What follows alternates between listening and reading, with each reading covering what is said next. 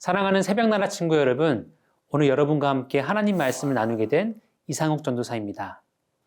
우리는 특별한 장소에 가거나 정말 중요한 사람과의 만남에 나갈 때 평소보다 좀 더 깨끗하게 씻고 옷도 대충 입는 것이 아니라 며칠 전부터 무엇을 입을까 고민하면서 성심성의껏 준비하고 외출을 합니다.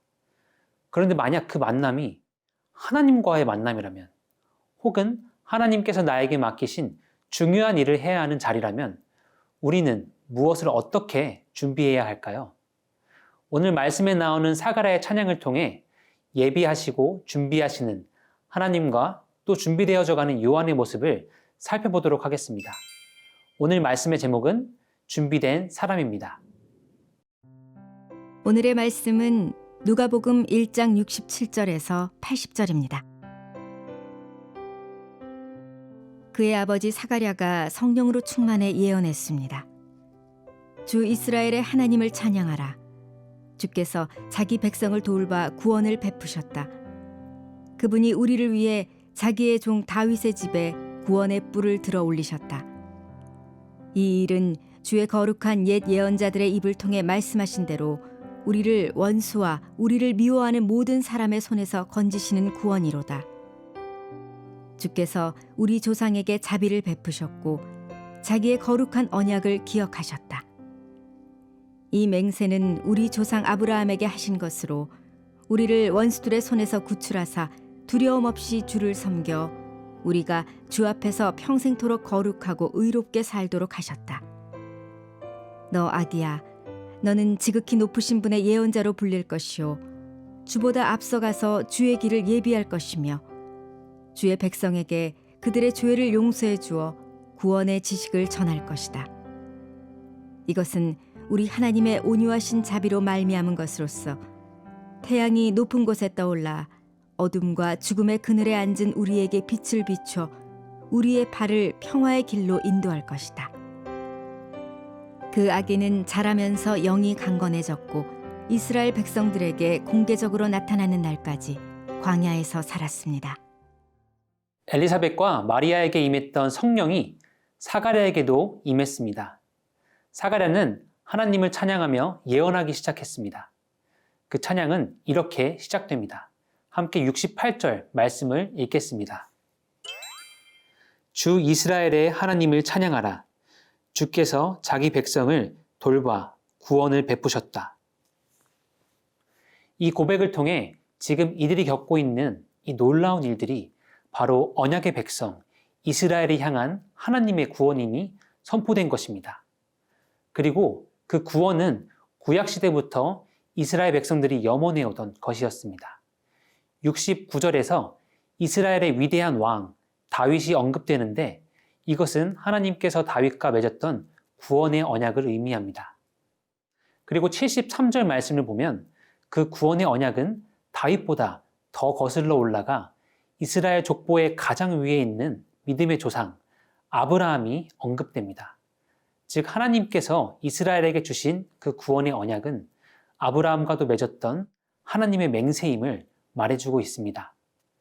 즉 하나님께서 아브라함 그리고 다윗과 맺은 구원의 언약은 단순히 이스라엘 백성들이 염원해오던 약속이 아닌 하나님께서 이미 약속하시고 계획하셨던 일이었고 사가랴의 입을 통해서 지금 그 일이 일어나고 있음이 선포된 것입니다.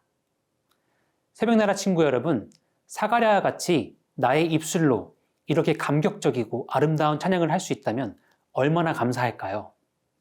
그렇다면 지금 나의 입술은 하나님의 일을 찬양하는 입술인가요? 오늘도 우리의 입술로 하나님을 찬양하는 하루를 보낼 수 있기를 축복하고 기도합니다.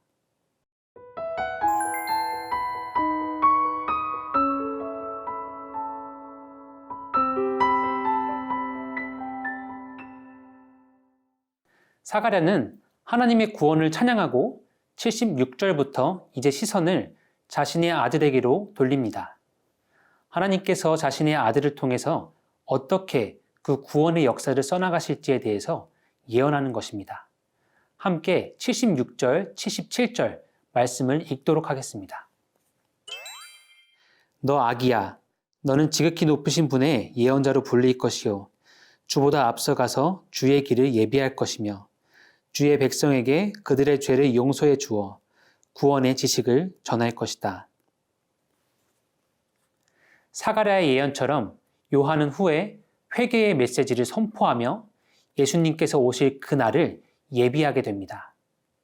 그리고 요한이 예비하게 될 그 길은 마치 어둠과 죽음의 그늘에 앉은 우리에게 빛을 비추는 태양과도 같다고 사가랴는 찬양합니다.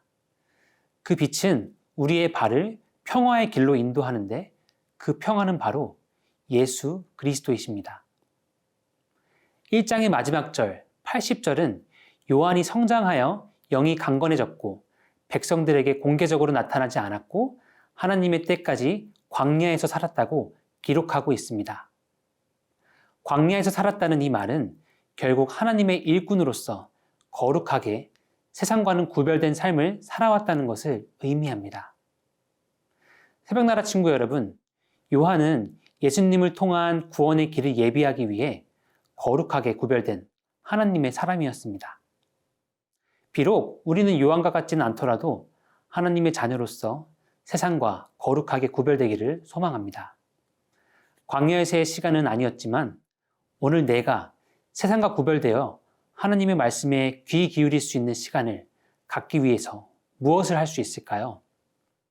하나님의 때에 쓰임받은 요한처럼 하나님께서 나를 사용하실 그 날을 기다리며 세상과 구별된 하나님의 자녀가 될 수 있기를 기도합니다.